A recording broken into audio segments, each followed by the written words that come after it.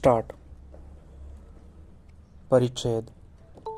प्रस्तुतचा दावा वादींनी कायम मनाई हुकूम मिळणेकरिता दाखल केला आहे. वादीचे थोडक्यात कथन असे की तुकडी व जिल्हा कोल्हापूर, पोटतुकडी व तहसील करवीर शहर कोल्हापूर महानगरपालिका हद्दीतील सिटी सर्व्हे क्रमांक 3097/1 याचे क्षेत्र 102.9 चौरस मीटर, सिटी सर्व्हे क्रमांक 3097/2 याचे क्षेत्र 78.9 चौरस मीटर, सिटी सर्व्हे क्रमांक 3097/ब याचे क्षेत्र 56.7 चौरस मीटर व सिटी सर्व्हे क्रमांक 3097/क याचे क्षेत्र 35.1 चौरस मीटर व सिटी सर्व्हे क्रमांक 3097/ड याचे क्षेत्र 84.3 चौरस मीटर या एकमेकास लागून असलेल्या मिळकती आहे. याचे एकूण क्षेत्र 357.90 चौरस मीटर ची मिळकत. याची एकत्रित चतुर्सीमा पूर्वेस महाद्वार रोड, दक्षिणेस श्री कोल्हापुरे यांची सिटी सर्व्हे क्रमांक 3197 ची मिळकत, पश्चिमेस सिटी सर्व्हे क्रमांक 3151 व 3148, उत्तरेस 3152 व 3152 च्या मिळकती येणेप्रमाणे चतुर्सीमेतील मिळकती व त्यावर बालाजी भवन या नावाने अपार्टमेंट टाईप बांधण्यात आलेल्या इमारतीमधील तळमजल्यावरील दुकानगाळे क्रमांक LG2 ते LG9 व तळमजलेवरील मजला UG2 ते UG9 चे एकूण 16 गाळे वगळता व उर्वरित दुकानगाळे, बेसमेंट, हॉल, पार्किंग इत्यादी सदनिका या स्वतंत्ररित्या अगर एकत्रितरित्या या दावेचे वाद विषय मिळकती होय. यापुढे त्यांना सोयीकरिता संक्षिप्तपणे एकत्रितरित्या दावा मिळकत म्हणून संबोधलेली आहे. परिच्छेद.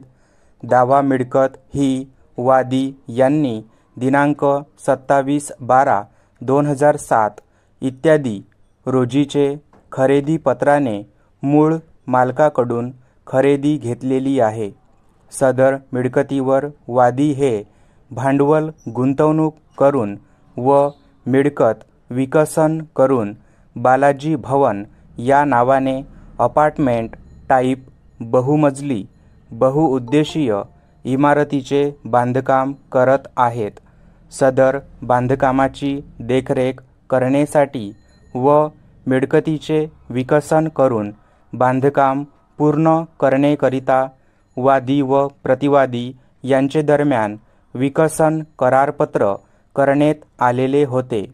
सदर बालाजी भवन अपार्टमेंट टाईप बहुमजली इमारतीचे बांधकाम व विकसनाचे देखरेखीचे काम पाहण्याकरिता प्रतिवादी फर्मतर्फे प्रतिनिधी म्हणून श्री दिलीप पाटील यांची नियुक्ती केली होती. तथापि सदर इमारतीचे बांधकाम सन 2008 पासून सुरू असून ते अत्यंत धीम्या व संथ गतीने चालू होते. सदर इमारतीचे बांधकाम वेळेत पूर्ण करण्याची जबाबदारी प्रतिवादी फर्मचे प्रतिनिधीवर असताना सदरचे काम त्यांचेकडून समाधानकारकपणे पूर्ण केले जात नव्हते. सदर बांधकामामध्ये हलगर्जीपणा होऊन अनावश्यक विलंब लागत होता. परिच्छेद. प्रतिवादी फर्मचे प्रतिनिधीचे कामकाज पद्धतीमुळे वादी असमाधानी व नाराज होते. प्रतिवादी फर्मचे प्रतिनिधीचे कामकाज पद्धतीमुळे व कामातील दिरंगाईमुळे वादींचे फार मोठे आर्थिक नुकसान होत होते व होत आहे. तसेच वादी यांनी दावा मिळकतीचे बांधकाम व विकसनासंबंधी केलेल्या गुंतवणूक रकमेचा व सदर अपार्टमेंटमधील विक्री केलेले सदनिका गाळे यांचे आलेले रकमाबाबतचा वेळोवेळी हिशोब मागूनही प्रतिवादी फर्मतर्फे प्रतिनिधी वादींना हिशोब देण्यास टाळाटाळ करीत होते. तसेच वादी व प्रतिवादी यांचे दरम्यान झालेले दिनांक 28/3/2008 इत्यादी रोजीचे रजिस्टर दस्त क्रमांक 1541 चे विकसन करारपत्रातील नमूद प्रमाणे वादींना देय मोबदला रक्कम प्रतिवादीने अदा केलेली नाही. परिच्छेद प्रतिवादींना सदर मिळकत मंजूर नकाशाप्रमाणे बांधकाम करण्याकरिता लायसन्सी म्हणून ताब्यात दिली होती. वादींनी स्वतः मोठी रक्कम गुंतवून जागा खरेदी करून व बांधकामासाठी स्वतः पैसे गुंतवणूक करून त्यातून नफा कमवण्याच्या उद्देशाने जलद काम व्हावे म्हणून प्रतिवादीस भागीदार करून घेतले होते. तसेच जास्तीत जास्त जलद गतीने काम पूर्ण करून बांधकाम झालेल्या मिळकती विक्री तब्दिली करून वादीची जागेतील व बांधकामातील गुंतवणूक रक्कम प्रथमतः फेड झाले, नंतर उर्वरित रकमेतून दोघांना नफा वाटून घेण्याचा उद्देश होता. सदर बांधकाम योजनेतील जागेतील संपूर्ण गुंतवणूक व बांधकामासाठी आवश्यक गुंतवणूक ही वादी स्वतः करीत असल्याने प्रतिवादीने नियोजित बांधकाम लवकरात लवकर पूर्ण करून त्यातील तयार गाळे, सदनिका व पार्किंग इत्यादीची विक्री करून प्रथमतः वादीचे भांडवल लवकरात लवकर परतफेड करणे प्रतिवादीवर बंधनकारक होते व अपेक्षित होते. जागेमध्ये अथवा बांधकामामध्ये प्रतिवादीची 1 रुपयाची देखील गुंतवणूक नाही. तथापि सन 2011 पर्यंत देखील प्रतिवादीने वादीची जागेतील गुंतवणूक पूर्णपणे फेड केली आहे.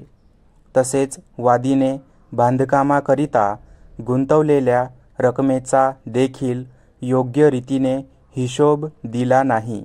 परिच्छेद सदर बालाजी भवन या इमारतीचे बांधकाम प्रतिवादीकडून समाधानकारक केले जात नसल्याने वादीला हिशोब न दिलेने व वादीला विकसन करारपत्राप्रमाणे देय असलेल्या रकमा वेळेत न भागवल्याने वादींनी सदर बालाजी भवन या इमारतीचे उर्वरित बांधकाम प्रतिवादीचे प्रतिनिधीमार्फत व त्यांचे देखरेखीखाली पूर्ण करून घेण्याची इच्छा नसल्याचे प्रतिवादी फर्मतर्फे प्रतिनिधी यांना सदर इमारतीमधील बांधकाम व त्याचे देखरेखीचे काम तात्काळ थांबवावे असे कळवले.